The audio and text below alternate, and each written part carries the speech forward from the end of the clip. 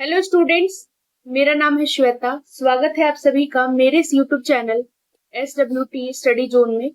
Listeners, आज के इस वीडियो में जैसा कि आप स्क्रीन पर देख सकते हैं, कॉस्ट अकाउंटिंग के बारे में मैं डिस्कशन करने वाली हूँ। तो कॉस्ट अकाउंटिंग के यूनिट फर्स्ट से रिलेटेड और यूनिट सेकेंड, आपका यूनिट थर्ड और यूनिट फोर्थ के जितने भी MCQ क्वेश्चन हैं, वो सब के सब मैंने इसमें कवर करने का प्रयास किया है, ताकि आपको एक ही वीडियो में आपको सारे के सारे क्वेश्चन का आंसर मिल जाए। काफी सारे आप MCQ अटेंड कर पाओ। देखिए लिसनर्स, ये एक समझ सकते हैं कि एक मैराथन की तरीके ही है, जिसमें मैंने यूनिट फर्स्ट से रिलेटेड और मतलब सारे यूनिट से रिलेटेड MCQs, बहुत सारे MCQs डिस्कशन किया है। तो आपको कहीं जाने की जरूरत नहीं है। आप इस वीडियो को देख करके आराम से अपना आपका जो प्रैक्टिस है वो कर सकते हैं। नंबर ऑफ क्वेश्चंस की प्रैक्टिस आपकी इसमें से हो जाएगी, जैसे कि मैं आपको शो कर रही हूँ स्क्रीन पर। तो आइए अपने इस वीडियो को स्टार्ट करते हैं। वीडियो अच्छा लगे तो लाइक, शेयर एंड सब्सक्राइब करना ना भूलिएगा। और अगर अभी तक आप हमारे इंस्टाग्राम चैनल से ना जुड़े हो तो वहां से जाकर जुड़े, व्हाट्सएप ग्रुप से जुड़े, ताकि आपको इन्फॉर्मेशन स्टडी से रिलेटेड टाइम टू टाइम मिलती रहे। अब आइए स्टार्ट करते हैं। क्योंकि लिसनर्स, आपको भी पता है कि जो हमारे पेपर हैं फोर्थ सेमेस्टर के, वो 19 जुलाई से स्टार्ट होने वाले हैं। यानी कि 19 से आपका पेपर है, 19 से। तो पहला आपका जो है कॉस्ट अकाउंटिंग का ही है, तो मैंने सोचा कि आपको कॉस्ट अकाउंटिंग से रिलेटेड वीडियो प्रोवाइड कर दूं। तो आइए स्टार्ट करते हैं। तो जैसा फर्स्ट यूनिट का क्वेश्चन आप देख सकते हैं इसमें, जैसे कि बोला है, पहला क्वेश्चन है व्हाट इज कॉस्ट, लागत क्या होती है। तो लिसनर्स, मैंने इसमें आपको आंसर्स भी प्रोवाइड किए हैं, और मैं डायरेक्ट इसमें क्वेश्चन के साथ आंसर की बात करूंगी, क्योंकि ताकि आप number of questions in short period of time में आप कवर कर सको, प्रैक्टिस कर सको। तो कॉस्ट क्या होता है? तो कॉस्ट का मतलब होता है कि किसी भी गुड्स या सर्विसेज का प्राइस, किसी भी प्रोडक्ट या सर्विसेज का जो मूल्य होता है, उसी को हम कॉस्ट कहते हैं। तो ऑप्शन सी आपका सही आंसर है। नेक्स्ट क्वेश्चन है कि कॉस्ट सेंटर। अब लिसनर्स, ये आंसर तुरंत देख करके तो आपको आंसर तो दिख रहा है, लेकिन आप समझने का प्रयास जरूर करिएगा कि क्वेश्चन कह क्या रहा है और आंसर इसका क्या होगा। एक बार भी अगर आप देख लेंगे तो आपको एटलीस्ट एग्जाम में जब जाएंगे तो आपको याद आ जाएगा कि क्या आंसर था। तो कॉस्ट सेंटर क्या होती है? तो एक डिपार्टमेंट और यूनिट किसी भी ऑर्गेनाइजेशन की जो कॉस्ट को बताती है, तो उसी को हम कहते हैं कॉस्ट सेंटर। नेक्स्ट है आपका which of the following is not a cost centre element. इसमें से कौन सा कॉस्ट सेंटर एलिमेंट नहीं है? तो इसमें बोला है डायरेक्ट, इनडायरेक्ट, वेरिएबल और फिक्स्ड। तो इसका आंसर है फिक्स्ड, जैसा कि आप देख रहे हैं। नेक्स्ट है किस तरीके की कॉस्ट डायरेक्टली ट्रेसेबल होती है एक कॉस्ट ऑब्जेक्ट में। तो डायरेक्ट कॉस्ट। अब हम समझते हैं कि ये डायरेक्ट कॉस्ट होती क्या है। सो लिसनर्स, सबसे पहले हमको एक इम्पॉर्टेंट चीज बता दूं कि जब भी हम किसी भी प्रोडक्ट या सर्विस को बनाने के लिए जो तीन चीजों की जरूरत पड़ती है, वो तीन चीजें हैं मटेरियल, लेबर और एक्सपेंस। इसी से डायरेक्ट इनडायरेक्ट का जो है सब शुरू हुआ है, यानी कि इसी के पार्ट्स हैं ये। तो अब बात होती है इसमें डायरेक्ट कॉस्ट की, यानी डायरेक्ट कॉस्ट होता क्या है। तो लिसनर्स, डायरेक्ट कॉस्ट वो कॉस्ट होती है। सो हम डायरेक्ट कॉस्ट की बात कर रहे थे, तो डायरेक्ट कॉस्ट को सबसे पहले तो ये समझिए कि हिंदी में क्या कहते हैं। हिंदी में इसको प्रत्यक्ष लागत के नाम से जानते हैं। यानी कि प्रत्यक्ष लागत होता क्या है, तो मैं आपको बता दूं लिसनर्स कि जो आपका डायरेक्ट कॉस्ट है यानी प्रत्यक्ष लागत है, एक ऐसी कीमत होती है जिसे सीधे विशिष्ट जो वस्तुएं हैं या सेवाएं हैं, यानी गुड्स एंड सर्विसेज हैं, उनके प्रोडक्शन से जोड़ा जा सकता है। यानी कि डायरेक्ट कॉस्ट का जो पता है वो जो गुड्स एंड सर्विसेज हैं उनकी कॉस्ट से लगाया जा सकता है, जो कि एक सेवा या उत्पाद या विभाग हो सकता है। दिस मीन्स डायरेक्ट कॉस्ट और वेरिएबल कॉस्ट, जैसे कौन कौन से हो सकते हैं आपके। डायरेक्ट मटेरियल हो सकता है, डायरेक्ट लेबर हो सकता है, वेरिएबल मैन्युफैक्चरिंग एक्सपेंसेस होते हैं। तो ये कुछ एग्जांपल्स है कॉस्ट के, जो कि प्रोडक्ट के लिए चार्ज किए जाते हैं। नेक्स्ट क्वेश्चन है आपका indirect cost are also known as. यानी कि इनडायरेक्ट कॉस्ट को और किस नाम से जानते हैं। तो आप जैसा कि स्क्रीन पर देख ही रहे हैं, इनडायरेक्ट कॉस्ट को हम ओवरहेड कॉस्ट के नाम से जानते हैं। Next question is which of the following is an example of direct cost. यानी कि इसमें से कौन सा डायरेक्ट कॉस्ट का एग्जांपल होता है। फैक्ट्री रेंट है, ऑफिस सप्लाईज है, डायरेक्ट लेबर वेजेस है, यूटिलिटीज है। तो डायरेक्ट लेबर वेजेस, यानी कि ये आपका एग्जांपल है डायरेक्ट कॉस्ट का। नेक्स्ट है which cost element changes in proportion to the level of production. कौन से कॉस्ट एलिमेंट को हम चेंज करते हैं जब भी हम प्रोडक्शन की बात करते हैं, तो हम वेरिएबल कॉस्ट को चेंज करते हैं। वेरिएबल कॉस्ट वो कॉस्ट जिसको हम चेंज कर सकते हैं, वेरिएबल होती है। डायरेक्ट कॉस्ट को आप नहीं कर सकते, इनडायरेक्ट को नहीं कर सकते, फिक्स्ड को नहीं कर सकते। बचा कौन? Variable cost. नेक्स्ट है आपका two main components cost centre के बताने हैं, तो डायरेक्ट कॉस्ट और indirect cost are the two main components of a cost centre. Next है आपका एग्जाम्पल बताना है आपको इनडायरेक्ट कॉस्ट का। सो इसका एग्जाम्पल है सेल्स कमीशन। अब इनडायरेक्ट कॉस्ट के बारे में थोड़ा सा जान लेते हैं लिसनर्स। तो इनडायरेक्ट कॉस्ट जो आपका है कॉस्ट सेंटर का ही पार्ट है, यानी कि जब हम कॉस्ट सेंटर की बेसिस पे इसके अकॉर्डिंग जब हम क्लासिफिकेशन करते हैं तो कॉस्ट को जो है दो पार्ट्स में डिवाइड किया जाता है। पहला है डायरेक्ट, दूसरा है इनडायरेक्ट। अब इनडायरेक्ट की बात करें तो इनडायरेक्ट कॉस्ट के भी तीन कंपोनेंट्स होते हैं, जैसे कि indirect material cost, indirect labour cost और इनडायरेक्ट एक्सपेंसेस। इसको लिसनर्स हम कॉमन कॉस्ट के नाम से भी जानते हैं। नेक्स्ट है आपका which cost element remain constant regardless of the levels of production. कौन सा कॉस्ट एलिमेंट हमेशा कांस्टेंट रहता है लेवल्स ऑफ प्रोडक्शन के जरिए, हमेशा कांस्टेंट यानी चेंज नहीं होगा, तो फिक्स्ड कॉस्ट अपना चेंज नहीं हो सकता। नेक्स्ट है what is the primary purpose of cost centre. Primary purpose क्या होता है कॉस्ट सेंटर का, तो ये क्या करता है कॉस्ट को कम करने की, कंट्रोल करने में ये हेल्प करता है, यानी कि ये कंट्रोल करता है कॉस्ट को।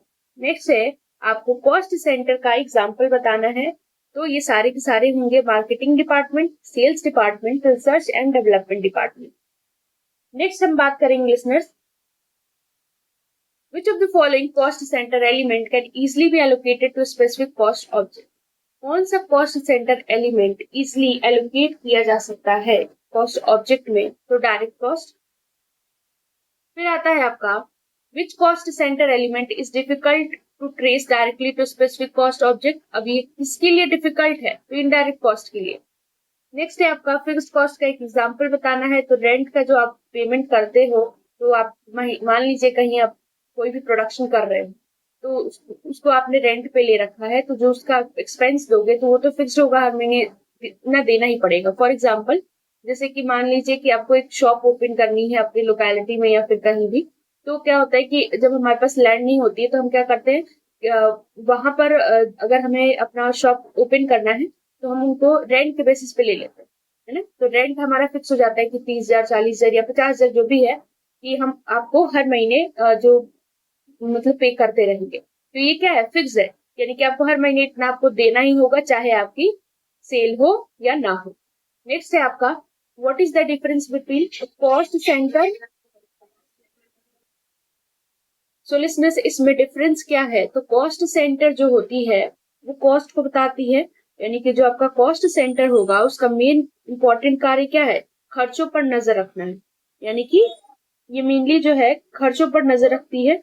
नेक्स्ट है आपका और जो प्रॉफिट सेंटर है वो रेवेन्यू जनरेट करने का काम करती है। यानी कॉस्ट सेंटर के बारे में और डिफरेंसेस बताऊंगे प्रॉफिट सेंटर के बारे में। तो लिसनर्स जो कॉस्ट सेंटर होता है उसमें क्या करते हैं, उसमें जो है कॉस्ट को एसर्टेन करते हैं, लेकिन प्रॉफिट सेंटर किस लिए रिस्पॉन्सिबल होता है, मैक्सिमाइजेशन ऑफ प्रॉफिट के लिए। नेक्स्ट है आपका which cost element includes cost that are directly in identifiable with a specific cost centre. कौन सा कॉस्ट एलिमेंट जिसमें कॉस्ट इंक्लूडेड होता है जो डायरेक्टली आइडेंटिफिएबल है स्पेसिफिक कॉस्ट सेंटर से, तो डायरेक्ट कॉस्ट। एग्जाम्पल बताना है आपको इनडायरेक्ट कॉस्ट का, तो आपका है एडवर्टीजमेंट एक्सपेंस। नेक्स्ट है कि क्या पर्पस होगा कॉस्ट को एलोकेट करने का कॉस्ट सेंटर में, तो कंट्रोल करता है कॉस्ट को। नेक्स्ट है कि कौन सा एलिमेंट जिसमें कॉस्ट जो डायरेक्टली एट्रीब्यूटेबल नहीं होता है स्पेसिफिक कॉस्ट ऑब्जेक्ट से, तो इनडायरेक्ट कॉस्ट। आपको डायरेक्ट मटेरियल कॉस्ट का एग्जांपल बताना है, तो डायरेक्ट मटेरियल कॉस्ट का एग्जांपल क्या हो सकता है, raw material used in production. अब डायरेक्ट मटेरियल कहाँ से आया लिसनर्स, तो डायरेक्ट मटेरियल मटेरियल जो होता है आपका वो मटेरियल का ही पार्ट है, यानी जब आप तीन चीज मैंने बताया कि जब भी आप गुड्स एंड सर्विसेज को बनाने के लिए जो तीन चीजों की हमें जरूरत पड़ती है, तो वो तीन चीजें कौन सी हैं, पहला आता है मटेरियल, दूसरा है लेबर और तीसरा है एक्सपेंस। सो मटेरियल को ही दो पार्ट्स में डिवाइड किया गया है, डायरेक्ट मटेरियल कॉस्ट और इनडायरेक्ट मटेरियल कॉस्ट। तो डायरेक्ट मटेरियल और इनडायरेक्ट मटेरियल, तो कह सकते हैं कि डायरेक्ट मटेरियल वो होते हैं जिनके बिना प्रोडक्ट प्रोड्यूस नहीं हो पाएगा। तो जैसे कि प्रोडक्शन करते वक्त हमें रॉ मटेरियल्स की जरूरत पड़ती है, क्या रॉ मटेरियल्स के बिना प्रोडक्शन हो सकता है? नहीं। तो ये डायरेक्ट कॉस्ट में, ये डायरेक्ट मटेरियल कॉस्ट के एग्जाम्पल में आएगी। इनडायरेक्ट में क्या होता है लिसनर्स, जो डायरेक्ट मटेरियल कॉस्ट को सपोर्ट करते हैं, यानी कि जिनके मतलब जो डायरेक्ट मटेरियल कॉस्ट है, जैसे कि रॉ मटेरियल हो गया, प्रोडक्शन यूज हो रहा है, बाकी की चीजें और यूज होंगी वो इनडायरेक्ट में आती है। नेक्स्ट है आपका cost of wages paid to workers. अब ये क्वेश्चन है, the cost of wages paid to workers directly involve in the manufacturing process. यानी कि जो वेजेस की कॉस्ट है जो हम वर्कर्स को देते हैं, जो कि डायरेक्टली किसमें इन्वॉल्व होते हैं, मैन्युफैक्चरिंग प्रोसेस में, किस चीज को बनाने में, तो उनको हम कौन सा लेबर कॉस्ट कहेंगे? तो इसको हम डायरेक्ट लेबर कॉस्ट कहते हैं लिसनर्स। अब हम डायरेक्ट लेबर के बारे में जान लेते हैं। तो जैसे कि मैंने बताया कि मटेरियल को दो पार्ट्स में डिवाइड किया गया है, डायरेक्ट और इनडायरेक्ट मटेरियल, उसी तरीके से लेबर को भी दो पार्ट्स में डिवाइड किया गया है, डायरेक्ट लेबर और इनडायरेक्ट लेबर। अब डायरेक्ट लेबर कौन होते हैं? तो डायरेक्ट लेबर जिनके बिना काम नहीं हो सकता, और इनडायरेक्ट लेबर जो उनको सपोर्ट करते हैं। सो ये होता है आपका लेबर कॉस्ट। नेक्स्ट है आपका कि एग्जांपल बताना है इनडायरेक्ट कॉस्ट का। तो फैक्ट्री रेंट, ये आपका एग्जांपल हो गया। नेक्स्ट है कि वेरिएबल ओवरहेड कॉस्ट कौन सा होगा? तो यूटिलिटीज एक्सपेंसेस। नेक्स्ट है कि wages of the production supervisor would typically be classified as, यानी प्रोडक्शन सुपरवाइजर्स का जो वेजेस है वो क्लासिफाई किया जाता है इनडायरेक्ट लेबर कॉस्ट के बेसिस पे।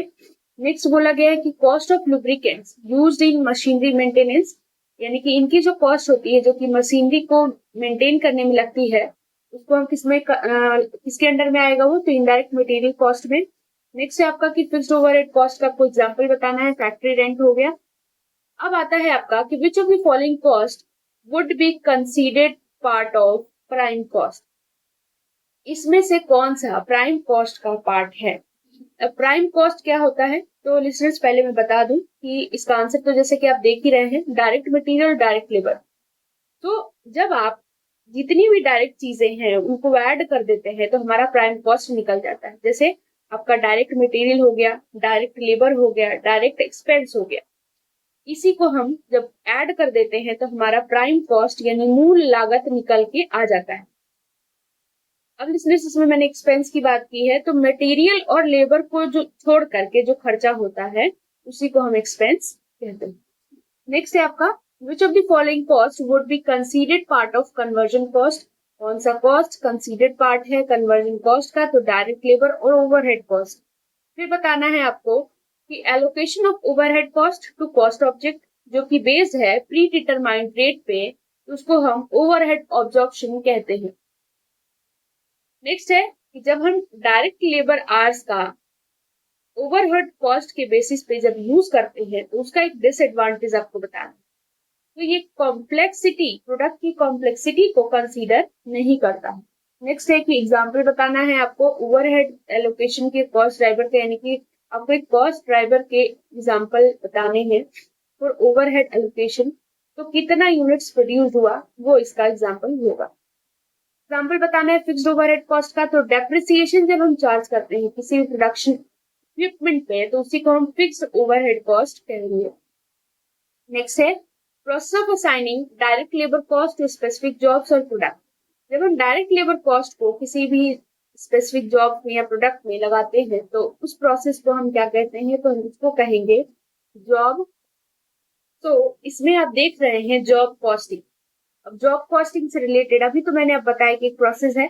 सो लिसनर्स इसमें अब जॉब कॉस्टिंग आया कहाँ से? ये जो शब्द है ये कॉस्ट अकाउंटिंग में हमें कहाँ देखने को मिलता है? तो मैं आपको बता दूं कि जो आप मेथड्स पढ़ते हैं कॉस्ट अकाउंटिंग की उसी का ये पार्ट है, यानी कि जो लागत लेखांकन की पद्धतियां हैं उनके ये पार्ट्स हैं। यानी जॉब कॉस्टिंग एक मेथड होता है, यानी कि ये उस इंडस्ट्री में लगता है जहां पर जो कस्टमर है उनके हिसाब से यानी उनके अकॉर्डिंग क्या होता है? प्रोडक्शन होता है। उसी को हम जॉब कॉस्टिंग मेथड कहते हैं। जैसे कि मान लीजिए हमें किसी घर का क्या करना है? निर्माण करना है, यानी कोई बिल्डिंग बनानी है। तो जिसका भी वो घर होगा, तो हमें क्या करना पड़ेगा, वो कस्टमर के अकॉर्डिंग बनाना पड़ेगा।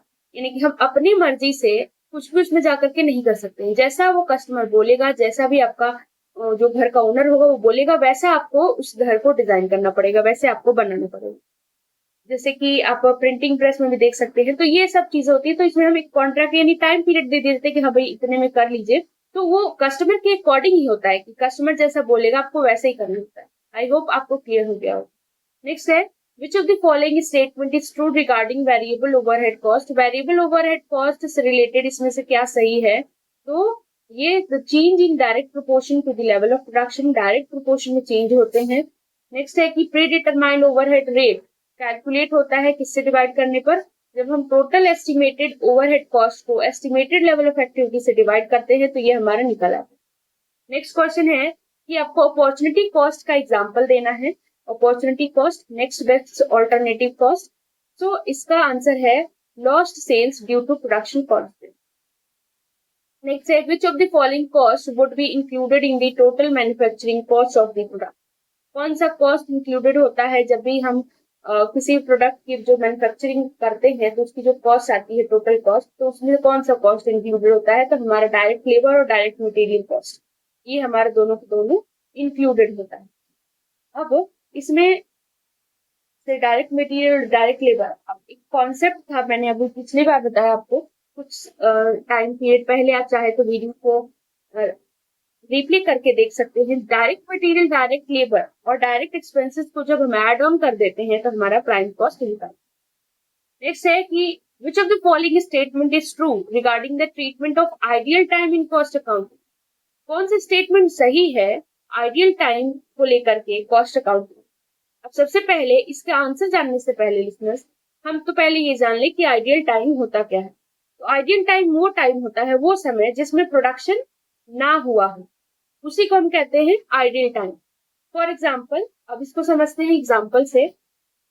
जैसे कि जब कोई एम्प्लॉय किसी ऑर्गेनाइजेशन में काम करता है, या फिर डायरेक्ट आप लेबर की बात कर लो, जैसे आप घर बनाने का काम अगर कर रहा है वो, तो जब जो उसके वर्किंग आवर्स है, तो उसमें आपको क्या है कि बीच बीच में आपने देखा होगा कि उनको लंच का टाइम पीरियड देना पड़ता है। यानी बीच में जब उनका जब भी है 1 से 2 या ऐसे कुछ टाइम पीरियड होता है, यानी 1 घंटे का आपको, चाहे आधे घंटे का, आधे घंटे का तो नहीं, लेकिन 1 घंटे का आपको समय उनको देना पड़ता है रेस्ट के लिए, आप कह सकते हो, या फिर लंच टाइम पीरियड के लिए। तो उसका भी पेमेंट आप कर रहे हो ना।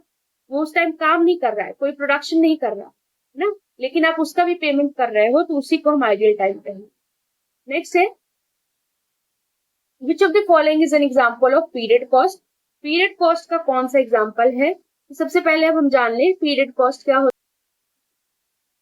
तो पीरियड कॉस्ट यानी कि अवधि लागत।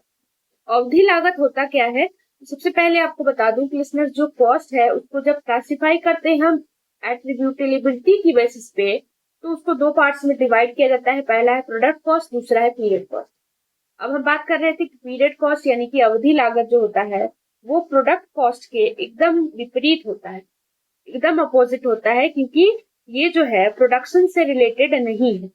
इसमें जो ये क्या करता है, उन्हें हम क्या करते हैं, प्रोडक्ट में विभाजित नहीं किया जा सकता, क्योंकि ये जो होता है ये टाइम पर लगाया जाता है जिसमें वे उत्पन्न होते हैं, तो उसी को कहते हैं हम पीरियड कॉस्ट। नेक्स्ट है आपका, हाँ, तो हम बात कर रहे थे इस क्वेश्चन की, पीरियड कॉस्ट का एग्जांपल क्या है? तो फैक्ट्री यूटिलिटीज कॉस्ट को एक यही एग्जांपल है आपका पीरियड कॉस्ट का। तो लिसनर्स, जो पीरियड कॉस्ट है, इसको आई होप आपको इसकी बारे में जो भी चीजें मैंने बताई हैं क्लियर हो गई होंगी। कुछ एक आध दो चीजें और इम्पोर्टेंट है, लेकिन जैसे अगर मैं बताऊं, जैसे कि आपका पीरियड कॉस्ट है, प्रोडक्ट कॉस्ट है, तो ये सारी सारी इन्फॉर्मेशन आपको होनी चाहिए, कितने तरीके के कॉस्ट होते हैं, तो ये सारी सारी आपको इन्फॉर्मेशन पता होनी चाहिए। क्योंकि इससे क्या है कि इससे क्वेश्चन आने की संभावना हो सकती है कि हर एक को कॉस्ट से रिलेटेड, आप एग्जाम्पल के तौर पर, जैसे कि मैंने काफी सारे क्वेश्चंस कराए हैं, तो एक बार जरूर देखिएगा, हो सकता है आपके पेपर में आ जाए। तो आई होप आपको ये जो मैंने फर्स्ट यूनिट के कराए हैं जितने भी क्वेश्चंस क्लियर हो जाए। अब नेक्स्ट यूनिट की हम बात कर लेते हैं लिसनर्स। तो नेक्स्ट यूनिट यानी कि हम अपने यूनिट सेकंड पे आए, कॉस्ट अकाउंटिंग के यूनिट सेकंड में। तो उसके भी काफी सारे एमसीक्यूज मैंने डिस्कशन किए हुए हैं। तो अगर वीडियो अच्छा लग रहा हो तो प्लीज लाइक जरूर करिएगा और शेयर जरूर करिएगा अपने फ्रेंड्स के साथ, ताकि आपको उन तक भी ये वीडियो पहुंच सके और उनकी भी हेल्प हो सके। आइए स्टार्ट करते हैं अपनी यूनिट सेकंड की तरफ चलते हैं। तो पहला जो आप क्वेश्चन देख रहे हैं, आपका क्वेश्चन है लिसनर्स, कौन सा कॉस्टिंग मेथड यानी which costing method is suitable for industries where production is continuous and standardise. यानी कि कौन सा कॉस्टिंग मेथड आपको इंडस्ट्रीज के लिए, उद्योगों के लिए सुइटेबल है जहां पर प्रोडक्शन कंटिन्यूअसली निरंतर चलते रहता है। सो अब इसका आंसर क्या होगा? तो आंसर जैसा कि आप देख ही सकते हैं, यूनिट कॉस्टिंग। इसलिए से अच्छा मुझे ये बताइए कि यूनिट कॉस्टिंग को और किस नाम से जाना जाता है? छोड़िए मैं ही बता देती हूँ। यूनिट कॉस्टिंग को आप आउटपुट कॉस्टिंग मेथड के नाम से भी जानते हैं। ये जो है, अब यूनिट कॉस्टिंग होता क्या है इसके बारे में जान ले। सो लिसनर्स, यूनिट कॉस्टिंग आपके एक मेथड होता है कॉस्ट अकाउंटिंग का। अब इसकी बात करें कि ये होता क्या है, तो ये मेथड जो होता है उस ऑर्गेनाइजेशन में अडॉप्ट किया जाता है, उस जगह पर लगाया जाता है जहां पर एक ही प्रकार के जो प्रोडक्ट है उनका प्रोडक्शन होते रहता है। यानी कि सेम टाइप ऑफ प्रोडक्ट का प्रोडक्शन होते रहता है और भी निरंतर होते रहता है, कॉन्टिन्यूअस वे। जैसे मान लीजिए कि अगर कोई ऑर्गेनाइजेशन एक ही प्रकार की यूनिट को अधिक मात्रा में प्रोड्यूस कर रही है, यानी अधिकतम मात्रा में उसको प्रोडक्शन करने का काम कर रही है, और वो जो यूनिट प्रोड्यूस कर रही है उसका जो आपका क्वालिटी है, यानी कि गुण गुण को देखा जाए, क्वांटिटी है, फीचर है, कलर है, सब सेम है, तो इस केस में हम किस मेथड का यूज करते हैं, किस कॉस्टिंग का यूज करते हैं? हम यूनिट कॉस्टिंग का यूज करते हैं। इस मेथड को हम अडॉप्ट करते हैं। जैसे कि मान लीजिए कि आपका जो सीमेंट का इंडस्ट्री हो गया, ये सारी चीजें, सो ये इसमें जो होता है पर यूनिट कॉस्ट प्रति टन या फिर पर मीटर पर क्विंटल, इस चीज की ज्ञात की जाती है। नेक्स्ट है आपका क्वेश्चन, आई होप आपको ये यूनिट कॉस्टिंग क्लियर हो गया होगा लिसनर्स। नेक्स्ट क्वेश्चन है कि कौन सा कॉस्टिंग मेथड यानी in which costing method cost are accumulated and recorded for each job order separately. कौन से कॉस्टिंग मेथड में कॉस्ट को एक्यूमुलेट किया जाता है, रिकॉर्ड किया जाता है ईच जॉब के लिए और सेपरेटली किया जाता है? मैंने आपको बताया कि जॉब कॉस्टिंग में ऐसा होता है। अब मैंने आपको बताया था कि जॉब कॉस्टिंग होती क्या है। तो जॉब कॉस्टिंग ये उस इंडस्ट्री में लगता है जहां पर कस्टमर के हिसाब से प्रोडक्शन चल रहा हो। कस्टमर के हिसाब से प्रोडक्शन होता है, जैसे मैंने आपको बताया कि जब भी आप किसी बिल्डिंग को बना रहे हैं तो जो उसमें का लेबर होगा वो अपने अकॉर्डिंग नहीं प्रोड्यूस करेगा, अपने अकॉर्डिंग ही बनाएगा, बल्कि जो ओनर कहेगा उसके अकॉर्डिंग चीजों को बनाएगा वो। तो ये होता है आपका job costing method. I hope it's clear. Next question is which costing method is used when the production of goods or services is undertaken as per customer specific requirements। अभी अभी मैंने इसको बताया है लिसनर्स कि कौन सा कॉस्टिंग मेथड का यूज करते हैं जब हम गुड्स एंड सर्विसेज का प्रोडक्शन किसके अकॉर्डिंग करते हैं, कस्टमर की स्पेसिफिक रिक्वायरमेंट्स के अकॉर्डिंग जब हम बात करते हैं।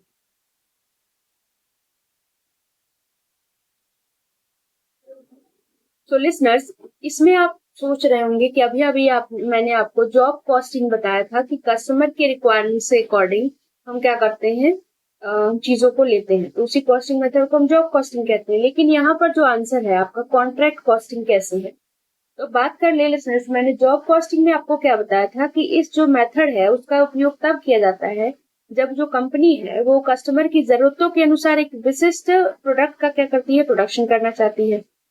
तो इस मेथड में जो सामग्री लागत है, मटेरियल कॉस्ट है, आपका लेबर कॉस्ट है और ओवरहेड कॉस्ट है, वो सब शामिल होते हैं। ये जो मेथड है वो प्रत्येक कार्य में जो भी हम अर्जित करते हैं प्रॉफिट या लॉस का भी निर्धारण करती है। लेकिन कॉन्ट्रैक्ट कॉस्टिंग यहाँ पर आंसर कैसे होगा, तो कॉन्ट्रैक्ट कॉस्टिंग का उपयोग तब किया जाता है लिसनर्स जब कोई भी कंपनी कस्टमर के साथ कोई कॉन्ट्रैक्ट के अनुसार एक विशिष्ट उत्पाद का उत्पादन करना चाहती है, यानी किसी विशिष्ट प्रोडक्ट का प्रोडक्शन करना चाहती है। जैसे कि मैंने आपको हाउस बिल्डिंग का मतलब जो आपका घर है, घर के निर्माण की एग्जांपल दी थी आपको जॉब कॉस्टिंग में, वही एग्जांपल अगर हम यहाँ लें तो हम क्या करते हैं, कॉन्ट्रेक्चुअल बेसिस पे देते हैं कि हाँ आपको करना है, तो हम इसमें कॉन्ट्रैक्ट के अनुसार यानी अनुबंध के अनुसार हम एक उसको टारगेट दे रहे हैं उसको पूरा करने के लिए, एक विशिष्ट प्रोडक्ट का प्रोडक्शन करने के लिए बोलते हैं, तो उसी को हम कहते हैं कॉन्ट्रैक्ट कॉस्टिंग। तो कंफ्यूज ना होइएगा, अगर कोई सी भी कंफ्यूजन होती है आपको, यानी कि जॉब या कॉन्ट्रैक्ट कॉस्टिंग है, तो जो मैंने अभी बताया उसको जरूर ध्यान से देखिएगा तो आपको क्लियर हो जाएगा। कौन सा कॉस्टिंग मेथड कंस्ट्रक्शन प्रोजेक्ट के लिए यूज होता है, तो भी मैंने बताया कॉन्ट्रैक्ट कॉस्टिंग। नेक्स्ट है कि प्राइमरी कॉस्ट यूनिट है, यूनिट कॉस्टिंग में क्या होगा, तो यूनिट ऑफ प्रोडक्शन, कितना प्रोडक्शन हुआ उसकी इकाई direct material cost directly charge to which type of costing. Direct material cost directly charge होता है किस तरीके के कॉस्टिंग में, तो हमारा यूनिट कॉस्टिंग जिसको हम आउटपुट कॉस्टिंग भी कहते हैं, जॉब कॉस्टिंग, कॉन्ट्रैक्ट कॉस्टिंग, यानी सब। कौन सा कॉस्टिंग मेथड ज्यादा सुइटेबल होता है जब भी हम कॉस्ट को देखते हैं सर्विस इंडस्ट्री में, जैसे कि लीगल फॉर्म्स हो गई, कंसल्टिंग फॉर्म्स हो गई, तो हमारा जॉब कॉस्टिंग मेथड। क्योंकि जॉब कॉस्टिंग मेथड में मैंने अभी आपको बताया कंपनी कब यूज करती है, कस्टमर के जरूरतों के अनुसार एक विशिष्ट प्रोडक्ट का क्या करती है, प्रोडक्शन करना चाहती है, जिसमें direct material, direct labour, direct overhead सब शामिल होते हैं। नेक्स्ट है कि कौन सा कॉस्टिंग मेथड ज्यादा सुटेबल होगा आपका जब भी हम कस्टम डिजाइन फर्नीचर की मैन्युफैक्चरिंग का काम करते हैं, तो जॉब कॉस्टिंग मेथड। नेक्स्ट है आपका objects of costing method is to determine, यानी ऑब्जेक्ट क्या हो सकता है जॉब कॉस्टिंग मेथड का, तो ये है द कॉस्ट फॉर जॉब और ऑर्डर।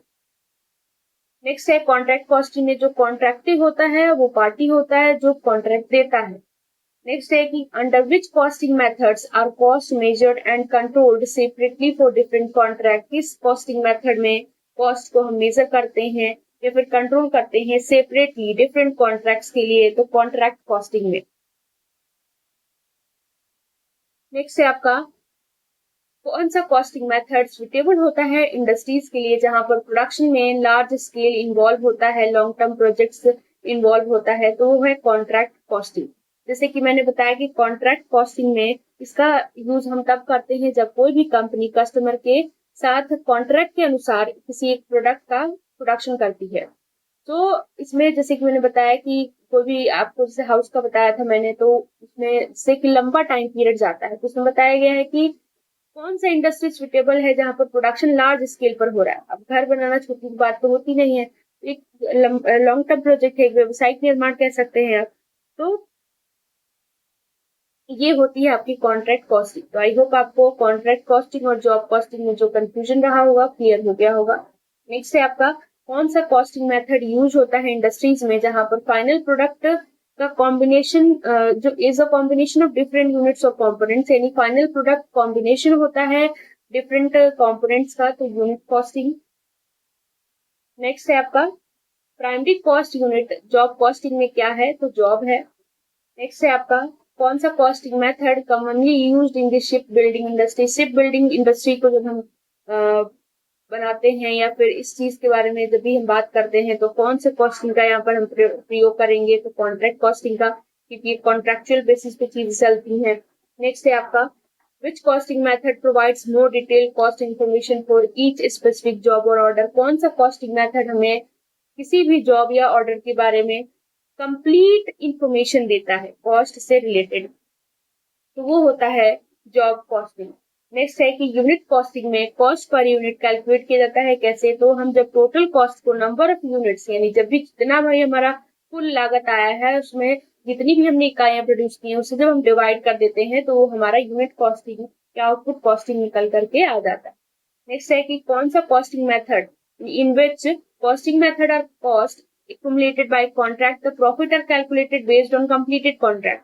अभी बताया कि कॉन्ट्रैक्ट की बात हो रही है तो कॉन्ट्रैक्ट कॉस्टिंग होगा, यानी प्रॉफिट पे यहाँ पर कॉन्ट्रैक्ट कंप्लीट होने के बाद ही लगता है। जैसे कि मान लीजिए कि अगर हम एग्जाम्पल ले रहे थे हाउस का, तो अगर उन्होंने बोला कि आपको क्या करना है कि उनको मान लीजिए जो उनका घर है उनको चाहिए कि 4-5 महीने में ही कंप्लीट हो जाए, जो भी आपको जितने भी फ्लोर उनको बनाने 2-3 फ्लोर, तो वो क्या करेंगे, तो कॉन्ट्रैक्ट बेसिस पे देंगे कि आपको इतने टाइम पीरियड में आपको कर करके दे देना है और आप जितना चाहे अमाउंट लगे हम उसको पेमेंट करने के लिए तैयार हैं। तो उसमें क्या होता है कि जब वो क्या करेगा, जो लेबर होगा, तो उस टाइम पे अगर हमें करना होगा तो हमें सारी चीजों को जल्दी इकट्ठा करना होगा। हम ये नहीं कर सकते कि पहले हम जो है घर बनाने वाले को जो भी है लेबर है जो भी सारी चीजों का अरेंजमेंट करे, प्लम्बर का फिर करे, मतलब अलग अलग पार्ट नहीं कर सकते, सबको एक ही जगह में इकट्ठा करना पड़ता है, तब जाकर के हमारा काम जल्दी वे में हो सकता है। तो कॉन्ट्रेक्चुअल बेसिस पे देना होता है, तो कॉन्ट्रेक्चुअल बेसिस पे आपको पता है कि हम दे देते हैं तो रिस्पॉन्सिबिलिटी उनकी हो जाती है कितने टाइम पीरियड में हमें कंप्लीट करना होता है। जैसे गवर्नमेंट भी जैसे कोई भी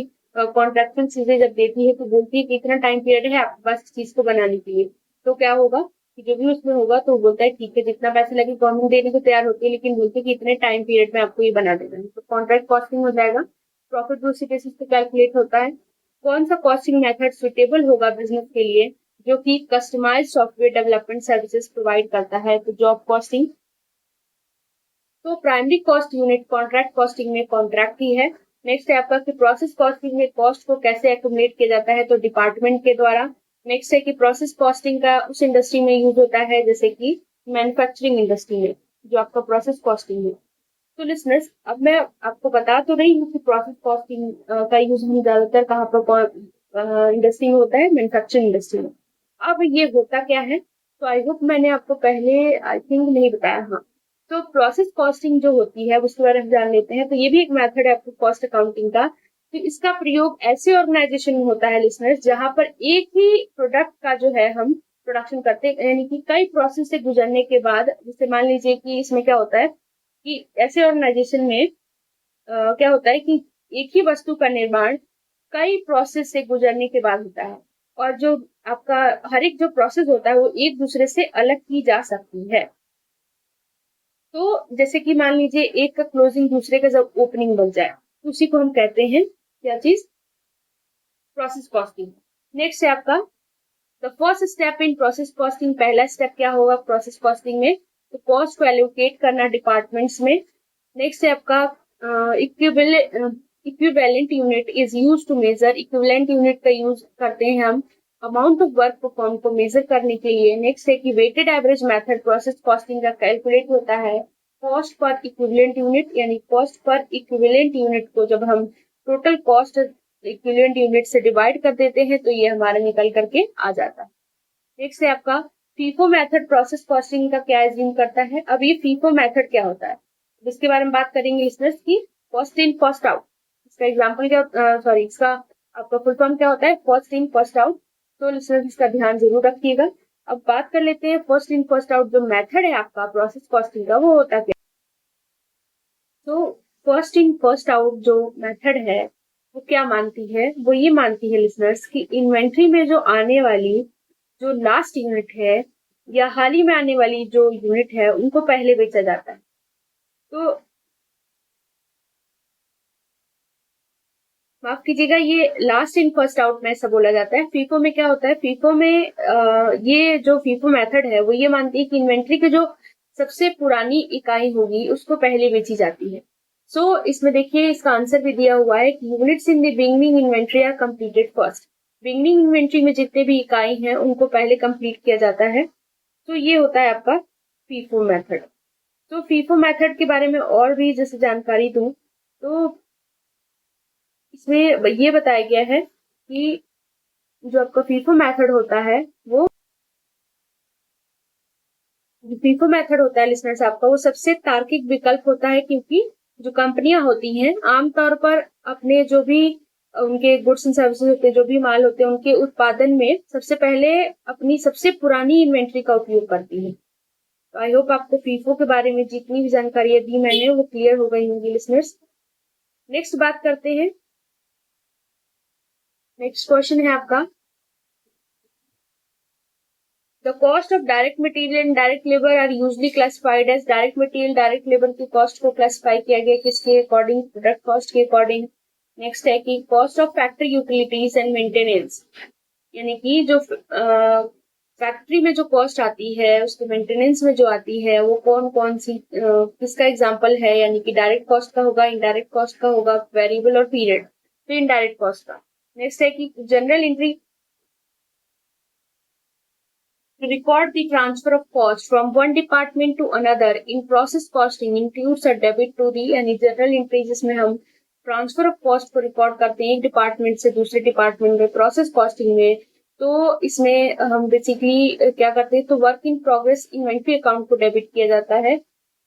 नेक्स्ट है आपका कि प्रीडिटरमाइंड ओवरहेड रेट कैलकुलेट होता है किस चीज से डिवाइड करने से, बजटेड ओवरहेड कॉस्ट को जब हम बजटेड एक्टिविटी लेवल से डिवाइड कर देते हैं तो ओवरहेड रेट हमारा प्री डिटरमाइंड पहले से पूर्व निर्धारित जो होता है वो निकल आता है। नेक्स्ट है question under process costing the cost incurred in a particular department are first assigned to, यानी कॉस्ट किसी पर्टिकुलर डिपार्टमेंट में अगर हुआ है पहली बार कहाँ जाएगा, तो वर्क इन प्रोग्रेस इन्वेंट्री में। नेक्स्ट है कि formula cost per equivalent unit को कैलकुलेट करने का क्या है, तो टोटल कॉस्ट को हम इक्विवेलेंट यूनिट ऑफ प्रोडक्शन से जब हम डिवाइड कर देते हैं तो ये हमारा निकल आता है। नेक्स्ट क्वेश्चन है आपका the cost that remain in the ending work in progress inventory. जो cost work in progress inventory के एंड में भी रहे तो उसको हम क्या कहेंगे, कन्वर्जन कॉस्ट कहते हैं उसको हम। एडवांटेज प्रोसेस कॉस्टिंग का क्या होगा, तो ये ease of use and simplicity in cost allocation में हेल्प करता है, और भी सारे बहुत सारे एडवांटेजेस, तो इसको आप बुक से देख सकते हैं। नेक्स्ट है आपका मेन डिसएडवांटेज प्रोसेस कॉस्टिंग का क्या है, तो inability to track cost for each individual product. जितने भी इंडिविजुअल प्रोडक्ट होते हैं उनके कॉस्ट को इसमें ट्रैक करना थोड़ा सा प्रॉब्लम क्रिएट करता है, इनेबल होता है उसके लिए। नेक्स्ट है कि प्रोसेस कॉस्टिंग कौन से इंडस्ट्री के लिए बेस्ट होता है, जिसमें वो क्या प्रोड्यूस करता है, हाई वॉल्यूम और होमोजीनियस प्रोडक्ट। नेक्स्ट है cost of abnormal spoilage in process costing. ये abnormal spoilage process costing, spoilage जो होता है प्रोसेस कॉस्टिंग में जो उसकी लागत होती है उसको ट्रीट किया जाता है as a period cost. Next है कि वेटेड एवरेज कॉस्ट में आपका जो वेटेड एवरेज मेथड होता है उसके अंदर जो कॉस्ट पर इक्विवेलेंट यूनिट है उसको कैसे कैलकुलेट करते हैं, तो जब हम कॉस्ट का यूज करते हैं करंट और बिगनिंग इन्वेंट्री में, करंट पीरियड और बिगनिंग इन्वेंट्री में, तो हम उस तरीके से इसमें यूज करते हैं। नेक्स्ट क्वेश्चन है कि FIFO method of process costing. First in first out method process costing क्या अज्यूम करता है, that there is no ending inventory, यानी एंडिंग इन्वेंट्री नहीं होती इसमें। नेक्स्ट है कि journal entry to record the transfer of completed units to the next department in process costing include a credit to the. Journal entry क्या होगी, जब हम इस चीज को रिकॉर्ड करने का प्रयास कर रहे हैं कंप्लीटेड यूनिट्स को जब हम नेक्स्ट डिपार्टमेंट में क्या करते हैं, ट्रांसफर करते हैं प्रोसेस कॉस्टिंग में, तो इसमें ये जो आपका बेसिकली स्टेटमेंट दिया हुआ है इसकी जनरल एंट्री क्या होगी, उसमें क्या क्रेडिट किया जाएगा, तो finished goods inventory account. Next है, अब हम बात कर लेते हैं अपने यूनिट थर्ड के बारे में। तो लिसनर्स अगर वीडियो अच्छा लग रहा हो तो जरूर लाइक करिएगा और अपने फ्रेंड्स के साथ ज्यादा से ज्यादा शेयर करिएगा। ये मैराथन मैं आप ही लोगों के लिए लेकर के आई हूँ ताकि आपको एक ही वीडियो में सारे के सारे क्वेश्चन का आंसर मिल जाए, नंबर ऑफ प्रैक्टिस हो जाए, तो आप लोग देख लीजिएगा। अगर वीडियो अच्छा लगे तो शेयर जरूर करिएगा। नेक्स्ट है यूनिट थर्ड के जो एमसीक्यूज हैं उनके बारे में डिस्कशन कर लूँ। तो यूनिट थर्ड से रिलेटेड एमसीक्यूज बहुत सारे हैं, तो वन बाय वन डिस्कशन करेंगे इसके बारे में। सो लिसनर्स, पहला क्वेश्चन है which of the following statement is true about cost account. कौन सा स्टेटमेंट इसमें से सही है कॉस्ट अकाउंटिंग से रिलेटेड। सबसे पहले तीन आपके टर्म्स होते हैं कॉस्ट अकाउंटिंग में। बहुत देर से हम कॉस्ट अकाउंटिंग पढ़ रहे हैं, लेकिन पहले हमें ये पता होना चाहिए कि कॉस्ट अकाउंटिंग की मीनिंग क्या होती है। इसमें अब क्वेश्चन में आया है तो मैं आपसे डिस्कशन कर लेती हूँ।